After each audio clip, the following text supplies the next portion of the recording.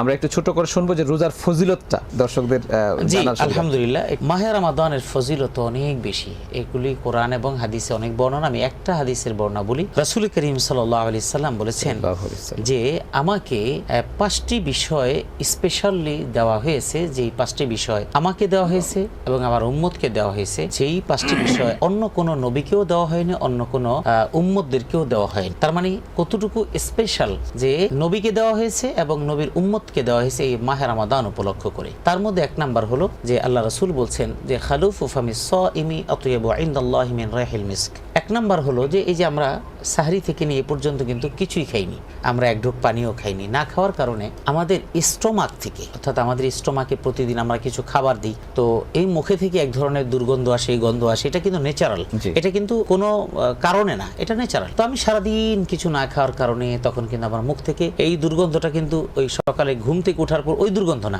এটা হলো কিছু না খাওয়ার কারণে মুখ থেকে একরকমের দুর্গন্ধ আসে। তো এই গন্ধটা আল্লাহর কাছে এত বেশি প্রিয় যে মৃগ নাভি কস্তুরী, এই কস্তুরীটা যতটা সুঘ্রাণ, এটা আল্লাহর কাছে যতটা প্রিয়, তার চাইতে রোজাদারের মুখের এই রোজাজনিত কারণে যে গন্ধ, এটা আল্লাহর কাছে সবচেয়ে বেশি প্রিয় মনে হয়। এক নম্বর হলো খালুফু ফামিস সাইমি আতয়াবু ইনদাল্লাহি মিন রাইহিল মিস্ক। এরপরে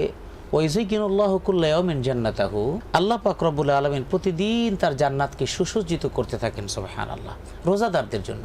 যে আজকে কোনো রোজাদার যদি রোজা রেখে যদি পৃথিবী থেকে বিদায় নেয়, তাহলে তাকে সাধুবাদ জানাবে, তাকে গ্রহণ করবে, সেজন্য জান্নাতকে সুসজ্জিত করা হয়। এখন একটা প্রশ্ন করতে পারেন, মরার পরেই তো সে জান্নাতে চলে যাবে না, তার মানে হলো জান্নাতে সে যাবে না, কিন্তু জান্নাতি হওয়ার কারণে জান্নাতটাকে সুসজ্জিত করা হয় এদের সম্মানে, এবং কবরে তাকে জান্নাতের সেই সুযোগ সুবিধাগুলো দেওয়া হবে। এরপরে হলো ওয়াতাস্তাগফিরু লাহুমুল মালাইকাতু হাত্তা ইফতিরু, এবং ফেরেশতারা রোজাদারদের জন্য দোয়া করতে থাকে যতক্ষণ পর্যন্ত না রোজাদারেরা ইফতার সামনে নিয়ে বসে, অর্থাৎ ইফতার করার আগ পর্যন্ত রোজাদারদের জন্য মাগফিরাতের দোয়া করতে থাকে ফেরেশতারা। ওয়াইসাফিদু ফিহি মারাদাতুশ শায়াতিন, এবং দুষ্ট প্রকৃতির যে জিন, এই জিনগুলোকে আল্লাহ পাক রব্বুল আলামিন শৃঙ্খলিত করে রাখেন। তাহলে এক নাম্বার হলো খালুফু ফামিস সাইমি আতয়াবু ইনদাল্লাহি মিন রাইহিল মিস্ক, মুখে দুর্গন্ধটা আল্লাহর কাছে প্রিয়। ওয়ায়ুযায়্যিনুল্লাহু কুল্লা ইয়াউমিন জান্নাতাহু, জান্নাতকে সুসজ্জিত করেন। ওয়াতাস্তাগফিরু লাহুমুল মালাইকাতু হাত্তা ইফতিরু, ফেরেশতারা দোয়া করতে থাকেন। আর ওয়াইসাফিদু ফিহি মারাদাতুশ শায়াতিন, এবং শয়তানকে শৃঙ্খলিত করে রাখেন। আর আরেকটা হলো যে প্রত্যেকটা রোজাদারকে তার কাজ শেষ হওয়ার সাথে সাথে তাকে পারিশ্রমিক দেওয়া হয়। সেটা হলো সাহাবায়ে কেরাম জিজ্ঞেস করলেন, এটা কি কদরের কথা বলছেন? আহিয়া ফি লাইলাতুল কদর? আল্লাহ রাসূল বলেন না, ইন্নামা ইউওয়াফাস সাবিরু ইযা কাদা আমরুহু, যখন নাকি একজন রোজাদার, যখন একজন ব্যক্তি যখন কাজ করে তখন সে পারিশ্রমিক পায়। সুতরাং রোজাদার যখন রোজা রাখবে, রোজা রাখা শেষ হলে তাকে প্রতিদান দিয়ে দেওয়া হয়। আর রোজাদারের প্রতিদান হলো আস-সাওমুলি ওয়া আনা আজজিবি।